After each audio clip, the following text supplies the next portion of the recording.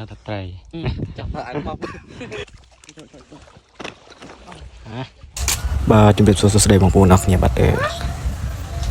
ថ្ងៃនេះបានពេលតនី2ថ្ងៃបាទដោយសារចិត្តរដូវចូលឆ្នាំបាទ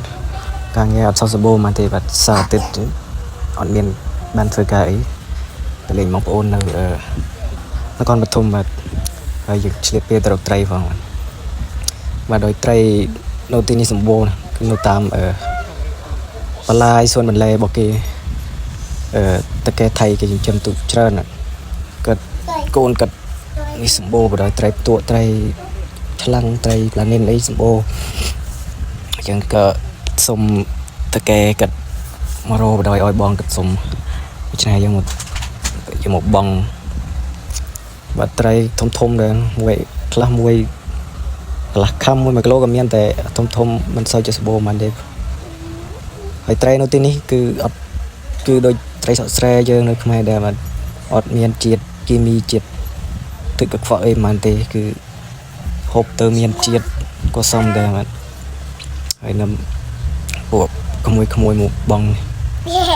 បាទនឹងត្រីបាទដោយនៅទីនេះរាំងស្តៀងផាក់ផែននឹងខ្មែរយើងដែរបាទ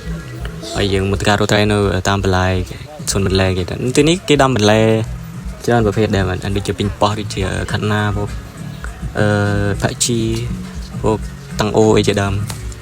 បាទហើយដូចថាយើងពេលតនីអញ្ចឹងយើងតែងតែរកត្រីដើម្បីជួយកាត់បន្ថយការចំណាយលើការទិញម្ហូបអីជាដើមដោយសារខ្ញុំក៏ចូលចិត្តការបងត្រីការរកត្រីរកកែបរកស្អីដែរដូច្នេះក៏ខ្ញុំគ្នាទៅរកបណ្ដោយទៅហើយត្រីសម្បូរមែន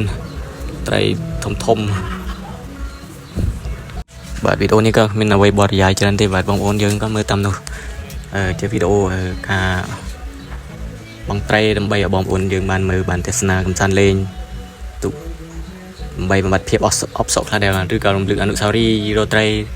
នៅស្រុកស្រែស្រុកខ្មែរយើងបាទ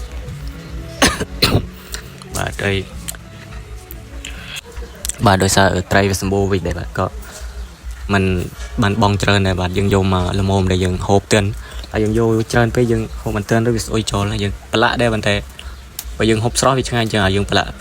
វាហូបបានយូរដែរប៉ុន្តែយើងក៏យកមកល្មមដែលយើងហូបទិនហូបមកឆ្ងាញ់តែយើងលោពេកហូបមិនទិនចូលស្ដាយដែរបាទដោយសារត្រីវាសម្បូរយើងបងអត់បានបងច្រើនសំណាញ់ទេ4-10សំណាញ់បើមិនតែបងច្រើននឹងទៅយកទៅណោះត្រីវាច្រើនយើងយកតាមួយចំនួនយើងយកតាណាធំគ្រាន់តែទីយើងចាប់បានលេងទៅវិញវាកាត់កូនតពូជវាទុពេលបាន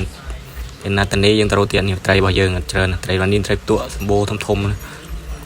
បាទនឹងអានេះបងយ៉ាងស្នាញ់ទេបាទតែវានៅទៅជិប